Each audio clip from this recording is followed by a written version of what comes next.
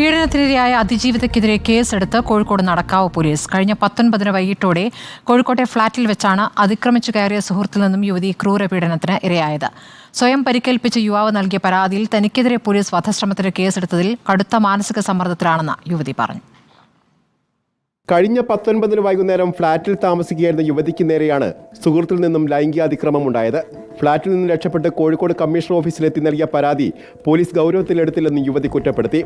തുടർന്ന് ആശുപത്രിയിൽ ചികിത്സ തേടിയതോടെയാണ് പോലീസ് മൊഴി രേഖപ്പെടുത്തുകയും യുവാവിനെതിരെ കേസെടുക്കുകയും ചെയ്തത്. ശരീരത്തിൽ സ്വയം മുറിവുണ്ടാക്കിയ യുവാവിന്റെ പരാതിയിൽ വധശ്രമത്തിന് കേസെടുത്തതായി യുവതി കുറ്റപ്പെടുത്തി. കടുത്ത മാനസിക സമ്മർദ്ദം നേരിടുന്നതായും യുവതി പറഞ്ഞു. സ്വന്തം കൈമുറിച്ചിട്ട് അവന് എൻ്റെ പേരിലേക്ക് ഉന്നയിക്കുകയാണ് ചെയ്യുന്നത്. അവൻ ഇത്രയും കാര്യം പോലീസുകാരുടെ കൂടെ കൂടിയിട്ട് പോലീസുകാരും അവൻ്റെ കൂടെ കൂടിയിട്ട് ചെയ്യുന്നത്. ഞാൻ മെൻ്റലി ഭയങ്കര ഡിപ്രസ്ഡാണ്. സത്യം പറഞ്ഞിട്ടുണ്ടെങ്കിൽ എനിക്ക് ജീവിക്കണം എന്നൊരാഗ്രഹവുമില്ല. എനിക്ക് പറ്റില്ല. പ്രതിരോധം തീർക്കാനുള്ള അവകാശം ഇരക്കി നൽകുന്നുണ്ടെന്നാണ് നിയമവൃത്തങ്ങൾ പറയുന്നത്. ഇതിനാൽ യുവതിക്കെതിരെയുള്ള കേസ് നിലനിൽക്കില്ലെന്നും പറയുന്നു. അതേസമയം കേസിൽ വിശദമായ അന്വേഷണം നടന്നുവരികയാണെന്ന് നടക്കാവ് പോലീസ് വ്യക്തമാക്കി. ഇവർക്കെതിരെ മറ്റു കേസുകളുണ്ടോ എന്ന കാര്യത്തിലും പരിശോധന നടക്കുകയാണ്. റിപ്പോർട്ടർ, കോഴിക്കോട്.